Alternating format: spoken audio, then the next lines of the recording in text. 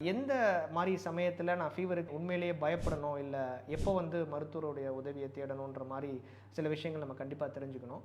So எப்பயுமே வந்து fever வரும்பொழுது குழந்தை கண்டிப்பாக சோர்வாக தான் இருக்கும். ஸோ அதுக்குரிய வைத்தியங்கள் கொடுத்து காய்ச்சல் குறையும் பொழுது குழந்தை ஆக்டிவ் ஆகிடுறாங்க அப்படின்னா பயப்பட தேவையில்லை. ஸோ அந்த மாதிரி ஒரு சிச்சுவேஷன் இல்லாமல் மருந்து கொடுத்தும் சில மணி நேரங்கள் கழிச்சும் காய்ச்சல் குறையலை அப்படின்னாலோ, குழந்தை ஆக்டிவாக இல்லைனாலோ, ரொம்ப அன்யூஷுவலாக சோர்வாக இருக்காங்க, தீவிரமாக வயிற்று வலி, வாந்தி, மயக்கம் இந்த மாதிரிலாம் இருந்தது அப்படின்னா கண்டிப்பாக நம்ம உடனே மருத்துவருடைய ஆலோசனையை பெற வேண்டியிருக்கும்.